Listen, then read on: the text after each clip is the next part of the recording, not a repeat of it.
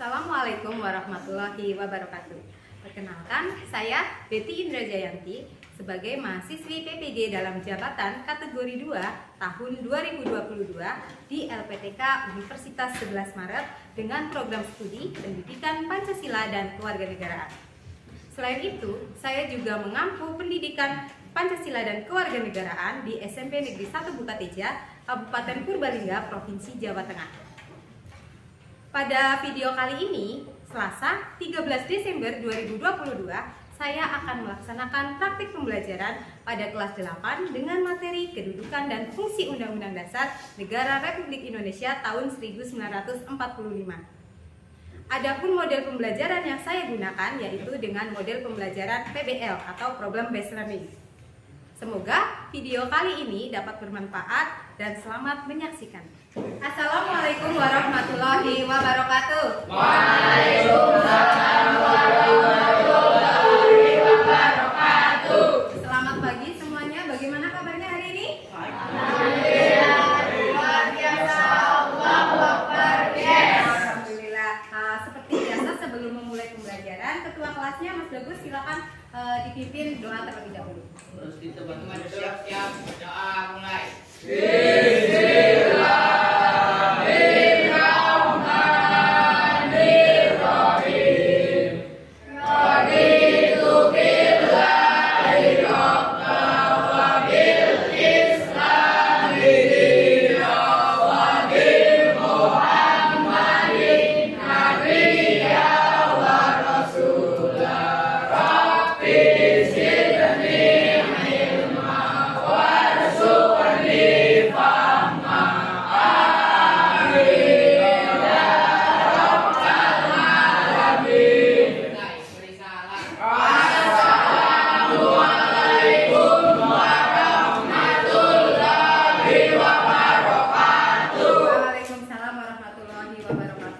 Selanjutnya Bu Betty akan presensi kehadiran terlebih dahulu ya.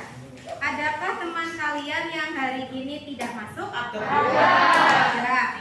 Ada berapa? 3. Siapa saja? 4. Ada siapa saja? 3. Ayla, Awas, Diva. Kenapa? Sakit. Kita doakan ya semoga teman-teman kita yang hari ini tidak masuk cepat diberikan kesehatan. Allahumma amin. Kemudian yang lain tolong dijaga kesehatannya ya. Berikutnya terkait dengan kebersihan dan kerapian pakaian kalian, kebersihan kelas dicek di bawah meja kalian, di samping meja kalian apakah ada sampah atau tidak? Tidak ada. Apakah pakaian kalian sudah rapi apa belum? Tidak. Terima kasih. Baik, kelas 8A luar biasa, kebersihannya dijaga, kerapiannya juga dijaga. Berikutnya, untuk meningkatkan rasa nasionalisme kita terhadap bangsa Indonesia, coba sekarang kalian berdiri, kita akan menyanyikan lagu Garuda Pancasila.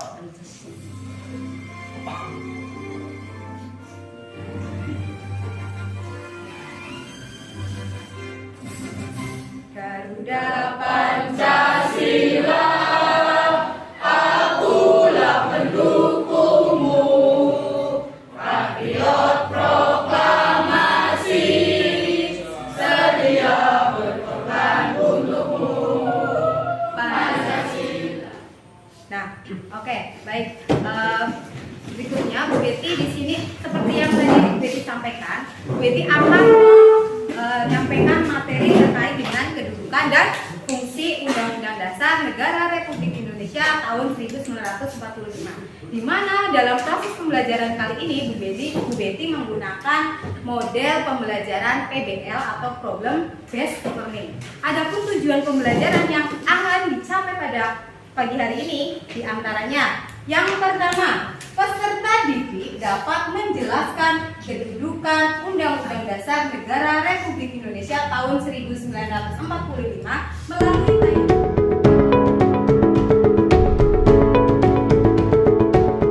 Nah, sebelum kita masuk ke materi kedudukan dan fungsi Pancasila, kedudukan dan fungsi Undang-Undang Dasar Negara Republik Indonesia, coba diperhatikan. Bu Betty ada beberapa gambar Diperhatikan gambarnya sudah terlihat?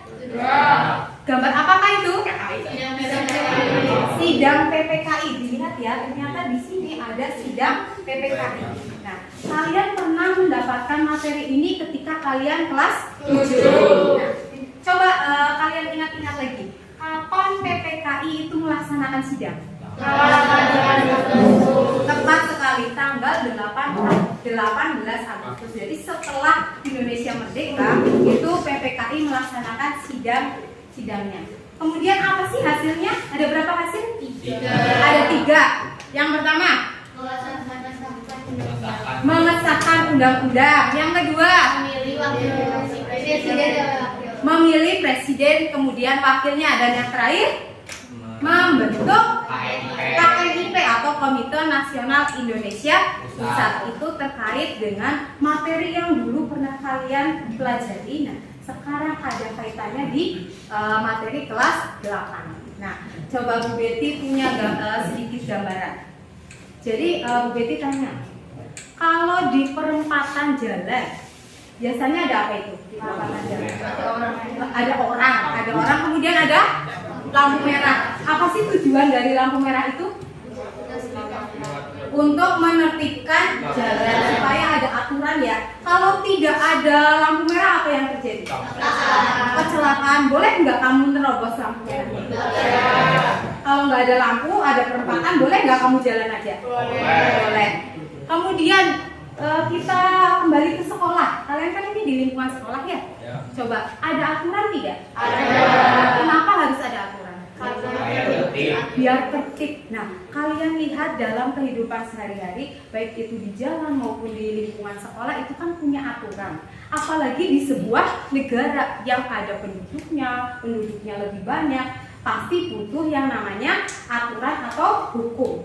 Nah, di sini Bu Betty akan menjelaskan terkait hukum dasar yang ada di Indonesia. Nah, seperti peribahasa ya, ada peribahasa di mana bumi dipijak, di situ langit dijunjung. Artinya apa? Di mana ada masyarakat atau warga negara pasti ada hukum. Nah, hukum itu harus ditaati oleh seluruh rakyat Indonesia tanpa ada kecuali. Nah, sekarang diperhatikan bagaimana sih kedudukan dan fungsi Undang-Undang Dasar Negara Republik Indonesia tahun 1945. Nah, Bu Betty nanti di sini ada video, silakan kalian amati masing-masing peserta didik. Kemudian kalian buat beberapa hal penting ataupun pertanyaan terkait video tersebut. Jelas? Jelas. Oke, diperhatikan. Assalamualaikum warahmatullahi wabarakatuh. Pada video ini akan dilanjutkan materi PPKN kelas 8 untuk bab 2 yang membahas mengenai menumbuhkan kesadaran terhadap Undang-Undang Dasar.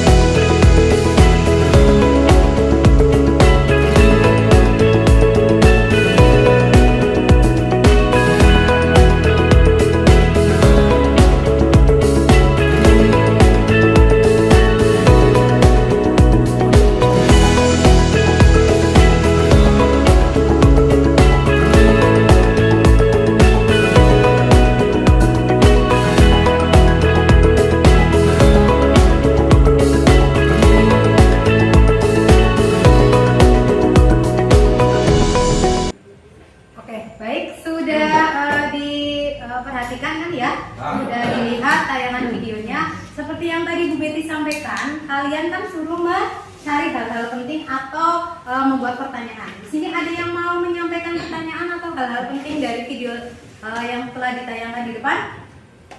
Silakan Mas. Bagaimana kedudukan Undang-Undang Dasar di negara Indonesia? Ya, terus apa lagi? Bagaimana fungsi Undang-Undang Dasar? Oke, Mas siapa Mas Habib? Mas Habib telah membuat pertanyaan dari video di depan. Kita perhatikan, kita cari jawabannya kembali ya, terkait dengan pertanyaan yang sudah disampaikan oleh teman kita. Yang pertama, terkait dengan kedudukan Undang-Undang Dasar Negara Republik Indonesia tahun 1945. Nah, kenapa latar belakang yang menjadi perbedaan antara hukum dasar di negara kita dengan negara yang lain itu ada beberapa faktor. Ada faktor yang melatar belakangi perbedaan tersebut. Yang pertama adalah sejarah negara yang bersangkutan, yang kedua cara memperoleh kemerdekaannya, yang ketiga situasi dan kondisi menjelang kemerdekaan bangsanya. Itu merupakan perbedaan yang melatar belakangi hukum dasar di Indonesia dengan negara lain itu berbeda. Kemudian alasannya apa sih suatu negara itu harus memiliki undang-undang dasar? Kita lihat. Menurut Bryce, hal-hal yang menjadi alasan suatu negara itu perlu adanya undang-undang dasar. Yang pertama, adanya kehendak para warga negara yang bersangkutan agar terjamin hak-haknya, supaya tidak terjadi kesewenang-wenangan oleh penguasa. Yang kedua, alasan kedua, adanya kehendak dari penguasa negara dan atau rakyatnya untuk menjamin agar terdapat pola atau sistem pemerintahannya. Yang ketiga, adanya kehendak para pembentuk negara baru tersebut agar terdapat kepastian tentang cara penyelenggaraan ketatanegaraan. Dan yang terakhir, alasan kenapa suatu negara harus punya undang-undang dasar adalah adanya kehendak dari beberapa negara yang pada mulanya itu ingin berdiri sendiri, tapi kemudian melakukan kerja sama. Itu alasan kenapa suatu negara perlu adanya undang-undang dasar. Berikutnya, seperti yang tadi ada di video, undang-undang dasar itu memiliki makna yang sangat penting dalam sistem hukum nasional, di mana undang-undang dasar itu sebagai hukum positif. Hukum positif itu hukum dasar tertulis bagi penyelenggaraan ketatanegaraan negara. Berikutnya, nah tadi seperti Bu Betty sampaikan, karena kedudukan Undang-Undang Dasar Negara Republik Indonesia tahun 1945 itu sebagai hukum positif atau sebagai hukum dasarnya, berarti hukum itu sebagai hukum dasar Undang-Undang Indonesia, Undang-Undang Dasar Indonesia merupakan sumber hukum bagi peraturan perundang-undangan dan merupakan hukum tertinggi dalam tata urutan peraturan perundang-undangan. Nah, Bu Betty akan menjelaskan maksud dari hukum tertinggi atau sebagai sumber hukum bagi peraturan perundang-undangan. Kan kalian pernah tahu ya hierarki peraturan perundang-undangan. Hierarki itu tata urutan. Nah, itu diatur di dalam Undang-Undang Nomor 15 tahun 2019 perubahan atas Undang-Undang Nomor 12 tahun 2011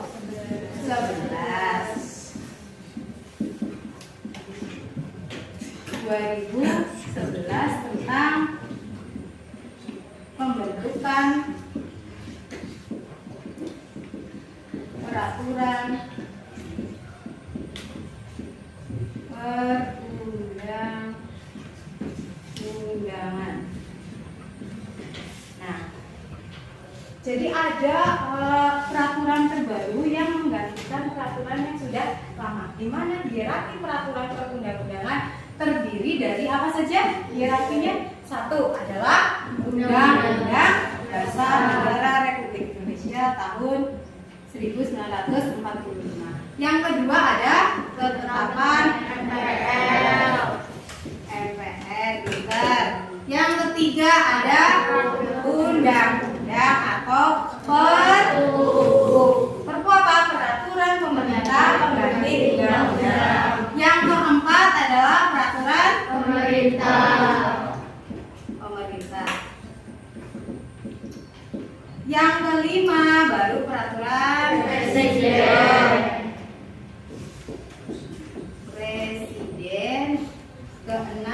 ada perda itu apa?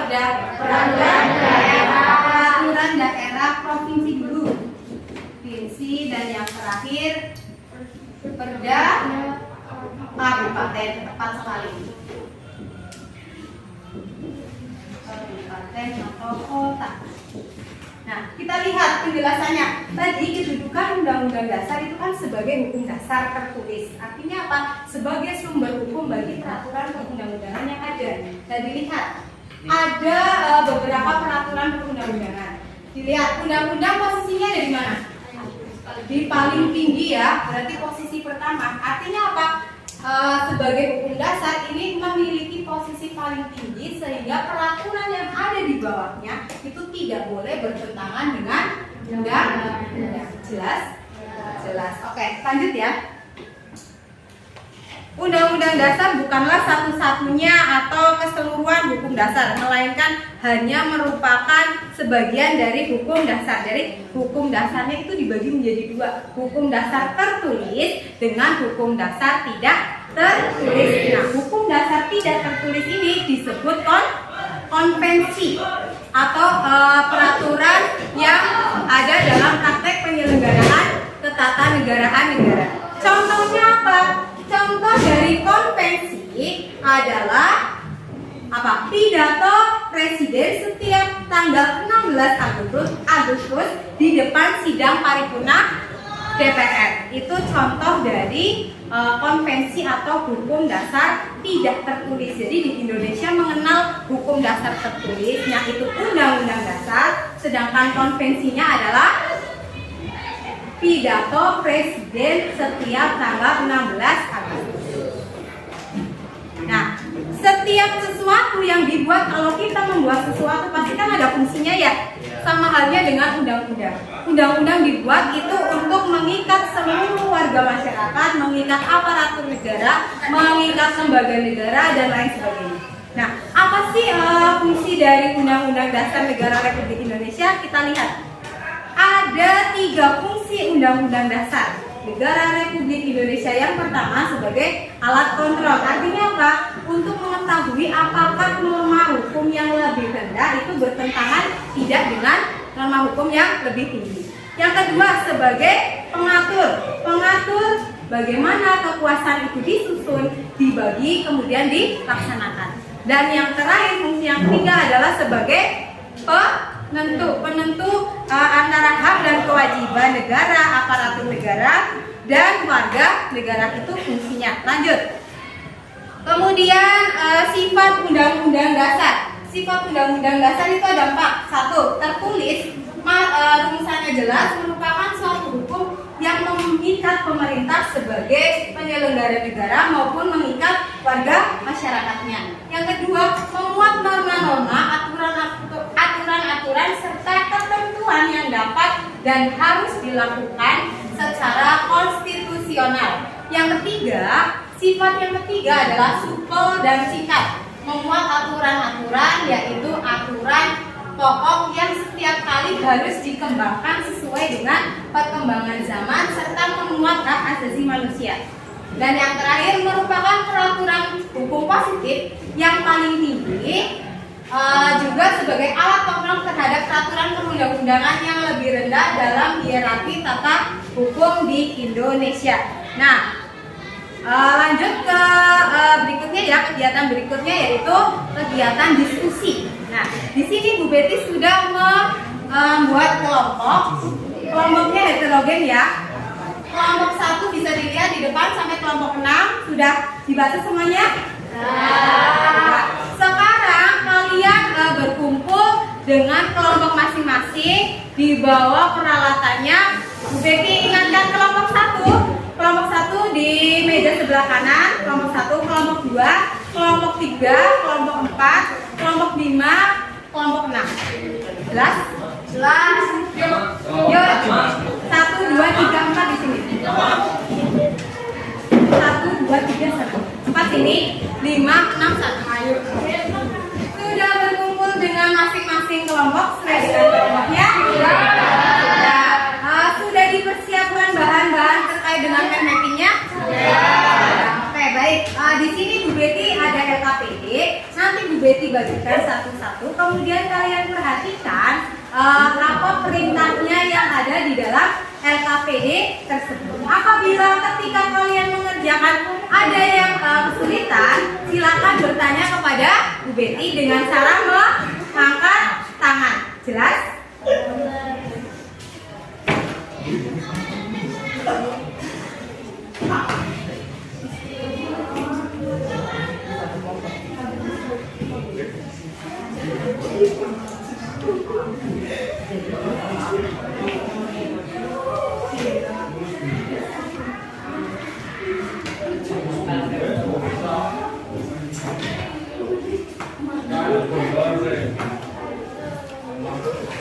Nah, coba dilihat sekarang. Sudah dapat LKPD semua?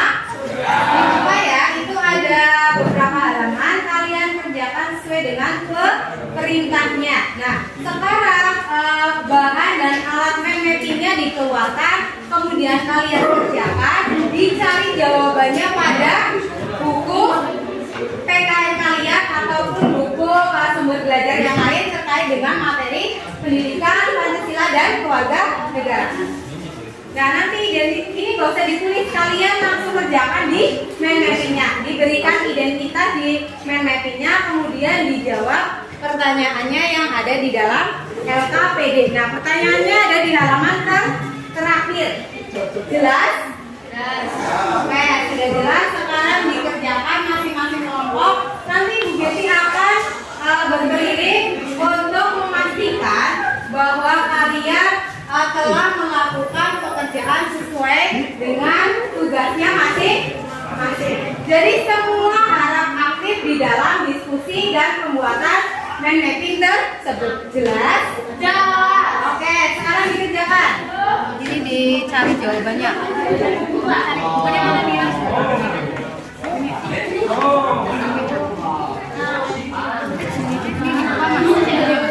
Nah, dicari jawabannya. Ini kan ada pertanyaan di sini. Dicari. Kamu juga penting kamu menyiapkan menulis.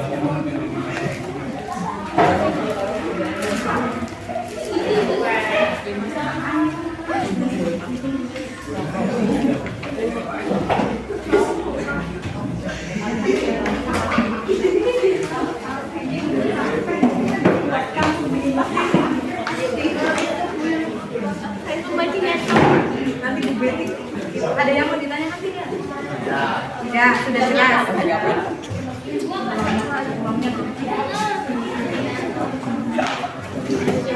Beri nama kelas, kemudian digunting.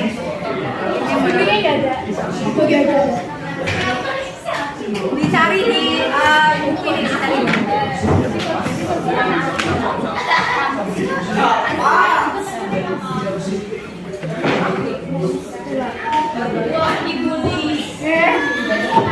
Nah, kamu cari jawabannya itu di soalnya di sana.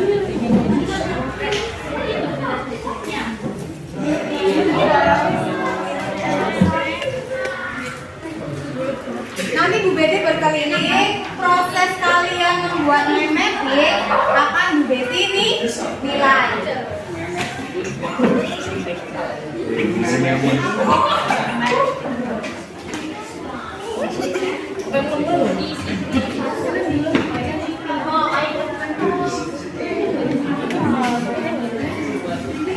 Baca.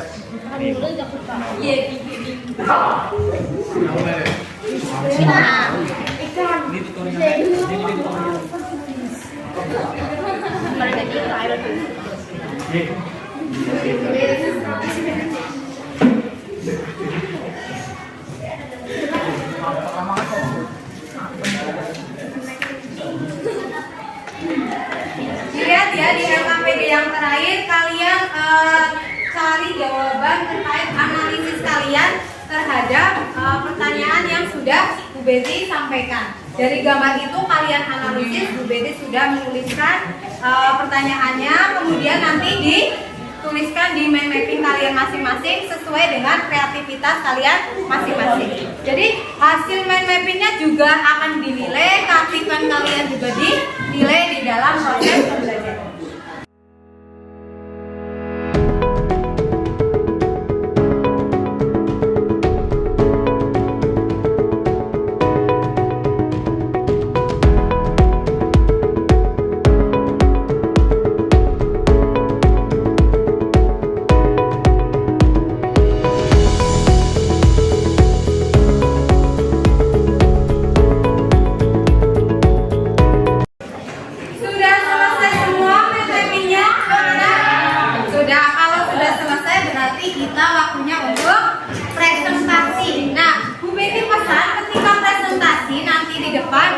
sikapnya yang siap, rapi, kemudian suaranya yang keras.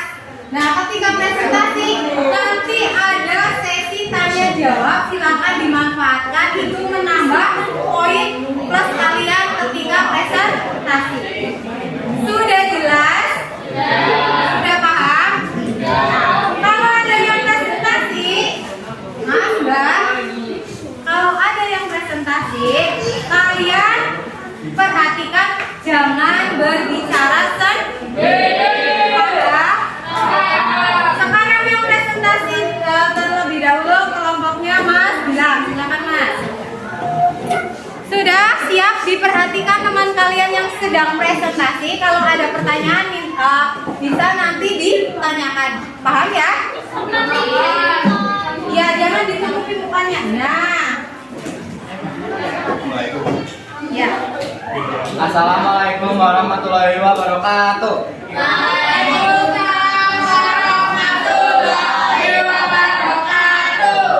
Perkenalkan, kami dari kelompok 4 akan mempresentasikan tentang kedudukan dan fungsi Undang-Undang Dasar 1945.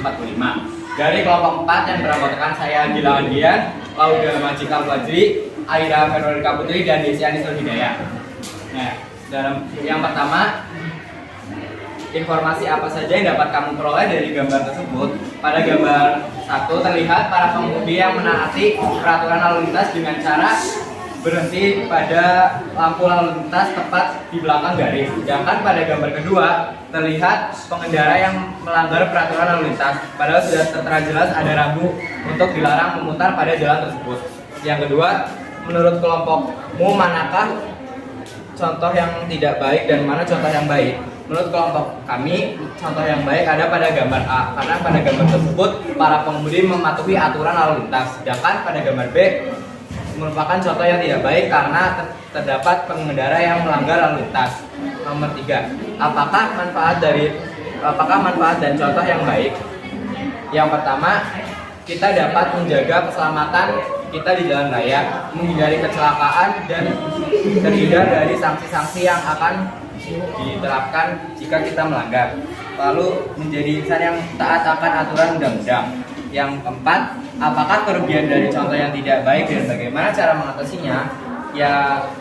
Yang pertama, dapat membahayakan pengguna jalan lain dan diri sendiri. Yang kedua, dapat dikenai hukuman oleh pihak berwajib. Cara mengatasi contoh yang tidak baik adalah dengan mengadakan sosialisasi untuk menaati peraturan perundang-undangan dan memberikan sanksi yang tegas kepada para pelanggar. Yang kelima, kesimpulan yang kami dapatkan dari kerja kelompok kali ini adalah kita harus mematuhi peraturan perundang-undangan pada kehidupan berbangsa dan bernegara supaya terhindar dari sanksi. Sampai sini ada pertanyaan? Ya, silakan ada yang bertanya. Bagaimana manfaat Undang Dasar? Pertama, menjadi landasan untuk mengatur seluruh negara. Yang kedua, mengatur dan melindungi hak dan kewajiban warga negara. Yang ketiga, menjadi acuan dalam pembuatan peraturan-peraturan negara. Bagaimana? Jawabannya sudah sesuai? Ya, sesuai. Baik. Ada yang mau ditanyakan lagi? Tidak ada? Kalau tidak ada, silakan ditutup, Mas. Sekian dari kelompok 4. Wassalamualaikum warahmatullahi wabarakatuh. Waalaikumsalam warahmatullahi wabarakatuh. Berikan aplaus kepada kelompok 4.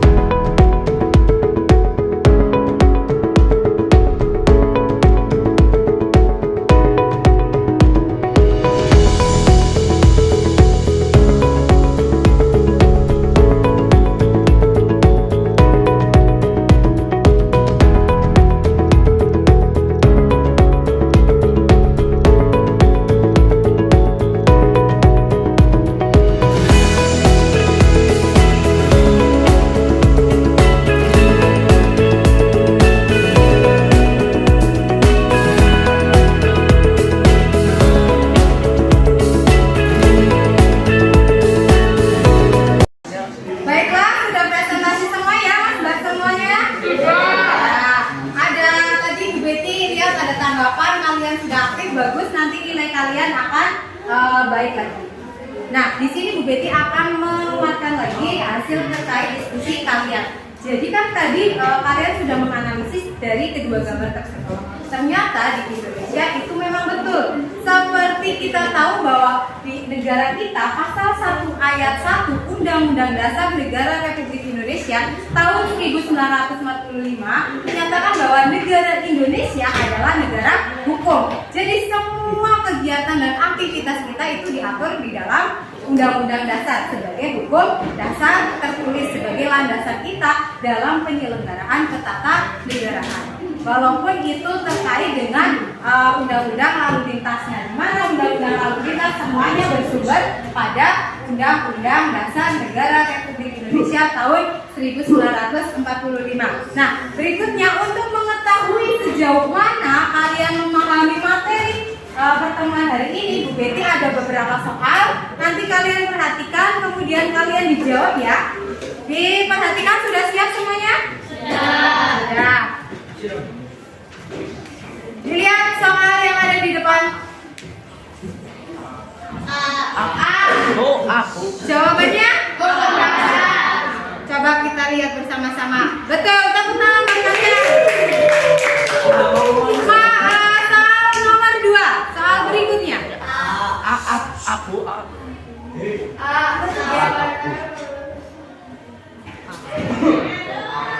Soal nomor 2. Undang-Undang Dasar Negara Republik Indonesia tahun 1945 berkedudukan sebagai sumber hukum dan merupakan hukum dasar yang menempati posisi paling tinggi. Nah, konsekuensinya apa? Jawabannya? Kita lihat. Tepat sekali, tepuk tangan. Soal nomor 3. Dibaca, dicermati, dipahami, dianalisis itu masuk fungsi yang mana? Alat kontrol pengatur penentu. Coba kita lihat jawabannya betul tidak? Jawabannya alat kontrol pengatur dan penentu. Tepat sekali, tepuk tangan buat kita. Pertanyaan nomor 4. Alat kontrol. Yang lainnya? Jawabannya apa? Alat kontrol, tepat sekali. Tepuk tangan lagi. Dan pertanyaan yang terakhir.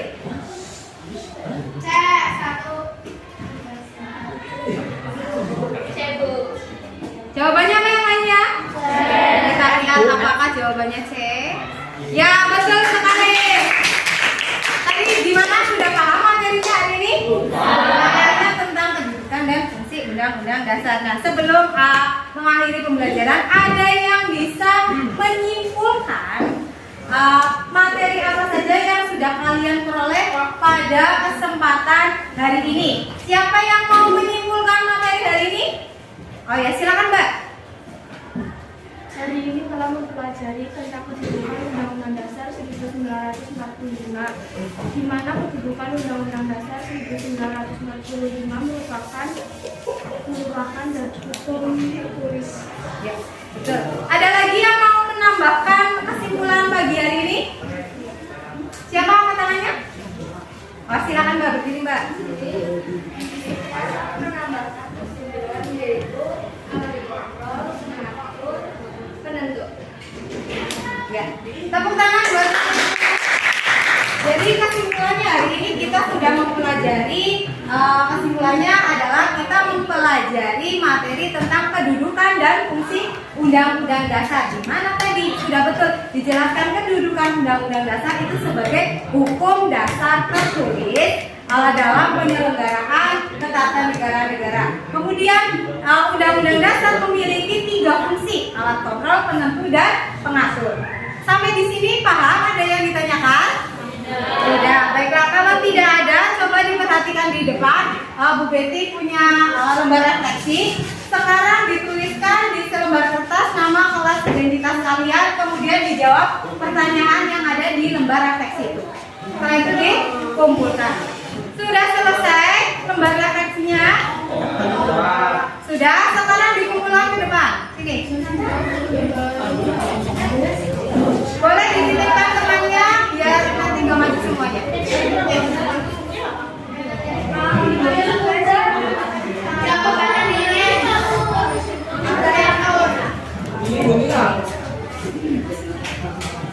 Yang lainnya yang belum?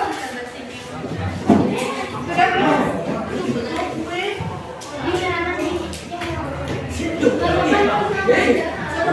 Itu tuh.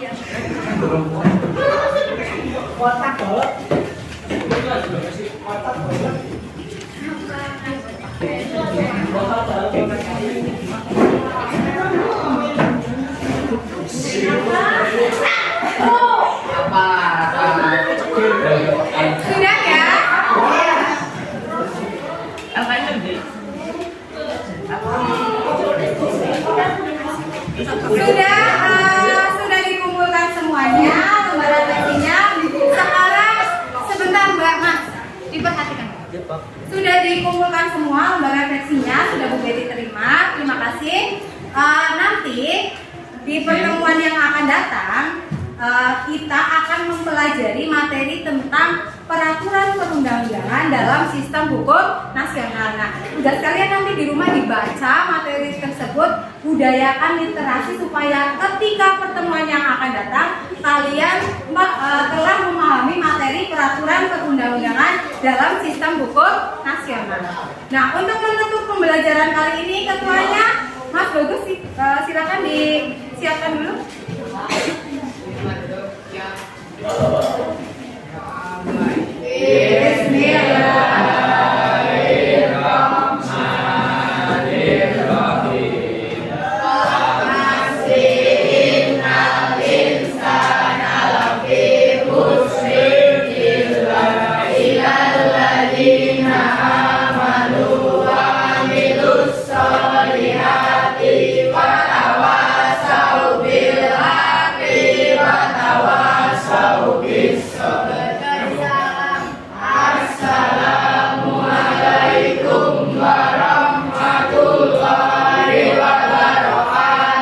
Waalaikumsalam warahmatullahi wabarakatuh. Terima kasih, selamat belajar. Demikian video praktik pembelajaran dari saya, semoga bermanfaat. Terima kasih telah menyaksikan. Wassalamualaikum warahmatullahi wabarakatuh.